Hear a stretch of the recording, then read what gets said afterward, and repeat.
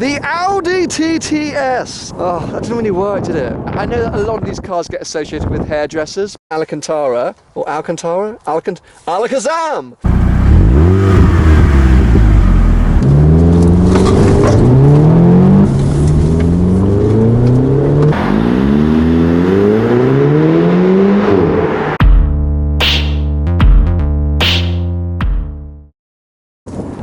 Hello one and all, and welcome to the first ever Seen Through Glass review.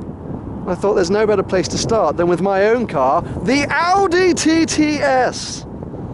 Oh, that didn't really work, did it? I really want a cool nickname for my car, like Shmee's got the Shmee-mobile, and Paul from Supercars of London had like the Iron Man car. I know it's not that anymore, but guys, can you help me think of like a really cool nickname, like the Seen Through Glass Wagon, or the STG Whip? Yeah, they're all a bit shit. Okay, well, come back to me with thoughts on that. I'm going to keep brainstorming. Okay, apologies for the wind, because it's something I've really picked up. But yeah, the car, 2010 Audi TTS. It's got a 2-litre turbo, puts out about 265 brake horsepower, 0 to 60 in a nudge over 5.4 seconds. No, actually 5.4 seconds. The car's finished in brilliant black, and it's got the 18-inch rims on it. I picked up the car used about 2 years ago now. It done about 15,000 miles. I got it from West London Audi, so shout out to those guys. And I think the car looks frickin' awesome.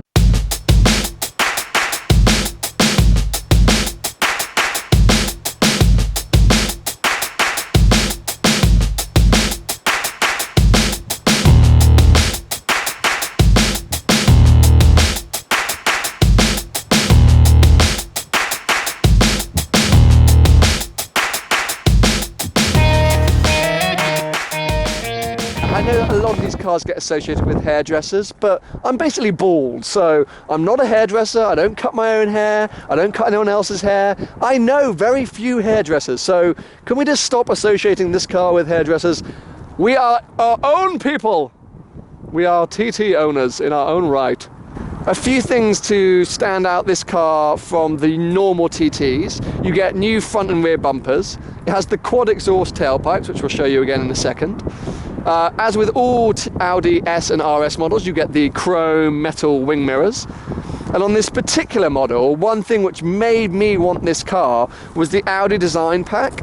It's an additional pack, and it's basically all this additional aluminium, metal, chrome, whatever you want to call it, down the front, on the fog lamps, obviously the grille. I was actually holding out for a blue car, but the dealership sent me a picture of this, and I was like, hell yeah, that looks hot, and had to snap it up. And I still think it looks great. Just sitting there at the moment, it's a really cool little car. I know it's basically a hatchback and it's basically like a Golf in a different shell, but I love it. I think it looks great. Looks kind of mean.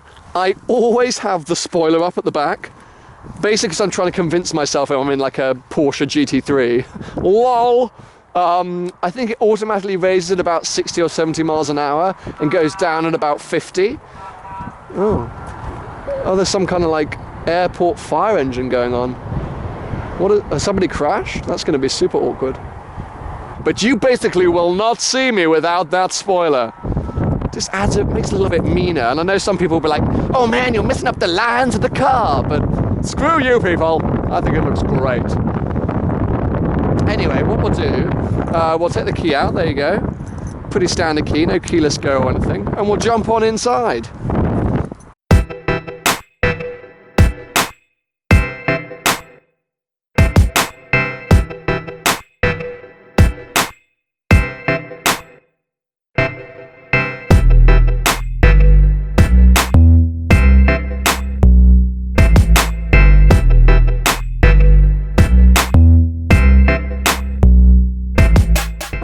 Now most of you will recognise the inside because that's where I shoot all my POVlogs.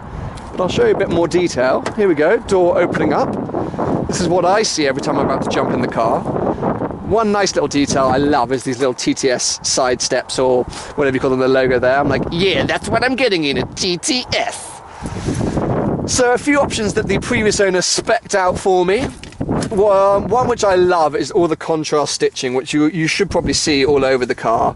The actual seats in the interior, it's black leather and Alcantara, or Alcantara? Alakazam! But the white stitching, well, it was white. It's kind of grey now. Oh, that's a bit disgusting. But anyway, it kind of runs in the theme. Also, this car has the extended leather pack. So you get extra leather on the console, on the handbrake, it comes up to the dash. I'll show you all that when we jump in. But the contrast stitching really makes it pop, like, oh yeah, that looks cool. I got some really messy and muddy pedals. That is killing me right now, but that is the country for you. You get mud frickin' everywhere. It's a small cabin. The seats just pull forward like this, and you have a sort of rear row. There's my rucksack and my camera, ready to shoot at any moment. The back seats aren't real. Oh look, there's a little picture there. I've never seen that. I mean, yeah, I mean, children can fit in the back easy. I don't take a lot of children on rides. That sounds a bit creepy. But yeah, there is enough space back there for a small adult. So if you have small friends, get a TT. If you're like plus 5'8", it's a no-go.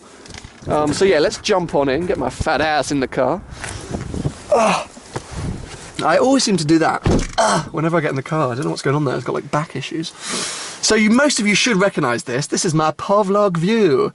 And it's such a great driving position. I love sitting here, whether it's a short little journey to the shops, a long motorway cruise. It's super comfortable. The seats I was just showing you are kind of like, they hug you in from the side.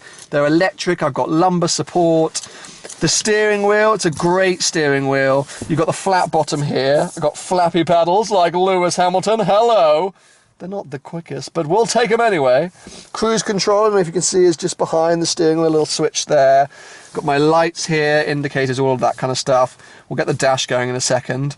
And then for the rest of the car, as you look over, as I say, that kind of extended leather pack all comes up through here on top of the dash. All the armrests are in extended leather. The brushed aluminium trim on the glove box, on the center console. You get some more accents coming through on the steering wheel. You get the leather gear lever as a TTS as standard. I've got aircon, sat nav. This car came with a 6-disc CD changer, which is in the glove box, but I swapped that out for an iPod because who listens to CDs anymore? It's not 1982. It's also got an auxiliary plug in the back. Heated seats, which are essential in the winter. And then another option which was on this car is the sport suspension, which is basically magnetic suspension. You push a button there and everything firms up and your ride becomes ass jingling. If you put it on in London, you're literally like, but when you're bumming around on country roads like this, it is awesome. It basically flattens the car through the corners. I'm not sure if we have to show it on camera, but we'll give it a go. So yeah, let's put the key in, show you another iconic thing from Audi. The swoosh! So yeah, that happens on all Audi models, and it's cool. It creates a little bit of sense for an occasion, I think. You have the iconic Audi TT round aircon things here. Well, the vents. That's carried over to the new TT as well. Nice sort of perforated headlining. Everything else is pretty standard. So yeah, let's start her up.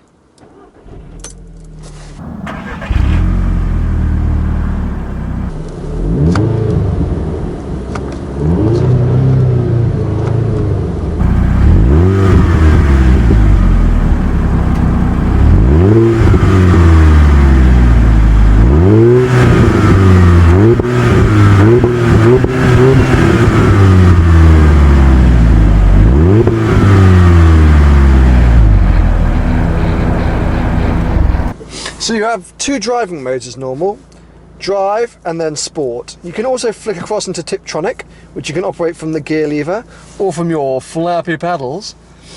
But most of the time you're gonna wanna be in sport. Basically firms everything up, the throttle response becomes quicker, you stay in the gear longer, just makes you seem a bit cooler. So clear road ahead, let's see what she's got.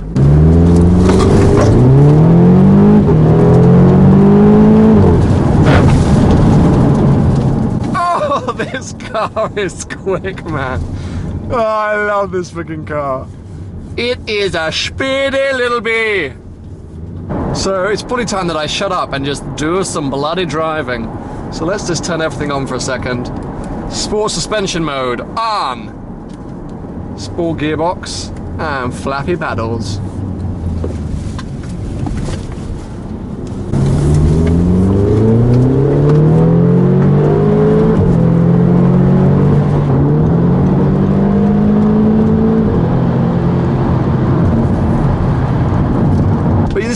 Audi's Quattro really comes into its own this time of year.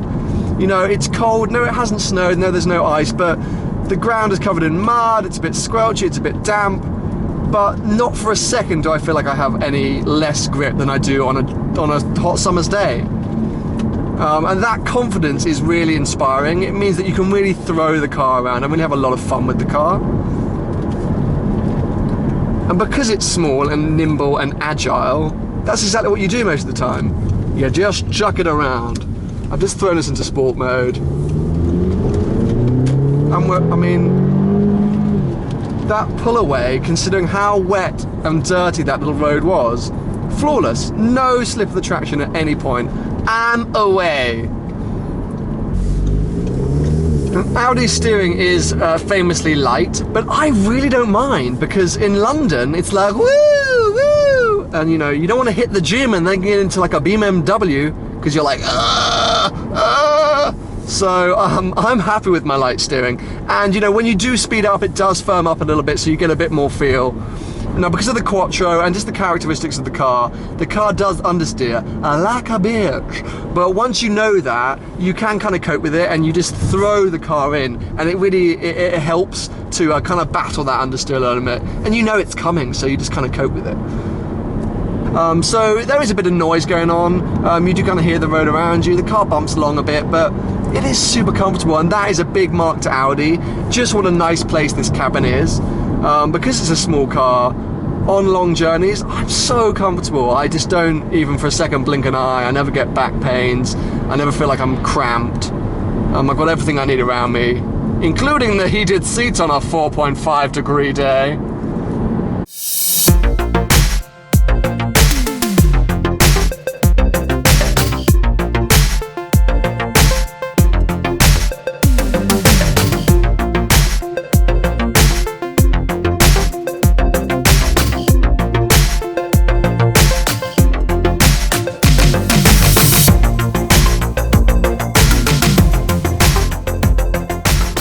I find that this is when this car is at its best in London. It's like a little go-kart, man. It's so nimble, cut through traffic, it's a little beaut.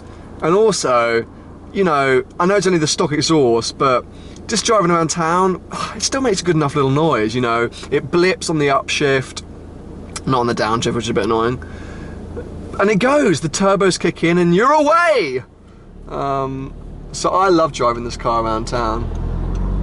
And that's, you know, one thing from experience of having bigger cars before. You don't need them in cities, you really don't. A little car like this is just perfect. You can cut in between traffic super quickly. It's easy to maneuver, it's nimble, it's athletic. And also, it's perfectly good at cruising. I have to say, my increased London driving as a result of seeing through glass has affected the MPG quite badly. I think, let's have a little flick through. Oh, I'm averaging 15 mpg today. I mean, that's actually an improvement. I think the last couple of weeks it's been down at 11. But let's face it, us petrol heads, we don't really care about mpg. Actually, you know, I say that, I really care about mpg. I don't want my fuel tank to literally just be like bleh every time I go anywhere. It's got to, for me, it's got to be affordable, the car as well. Yes, we all dream of having our Ferraris and McLarens, etc. And I guess if you can afford to have one of those cars, you can afford to fill it up. But, you know, I'm not Mr. Moneybucks. I ain't got millions of dollars. So, MPG does kind of matter to me. I know that's a really bad petrolhead thing to say, but I'm putting it out there, people. This is like an Alcoholics Anonymous meeting, but it's a Petrolheads Anonymous. So basically, I look at MPGs when I'm looking at new cars.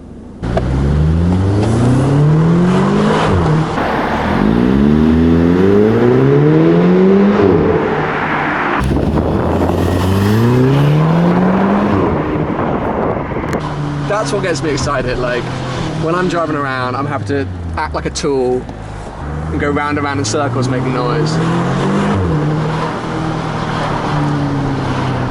So yeah, I just hound around Knightsbridge, making trouble.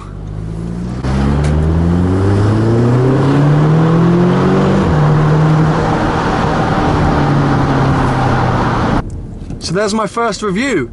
I hope you've enjoyed it. I hope it's been informative. please do make sure you're subscribed. There will be more reviews coming, and of course there'll be more POVlogs.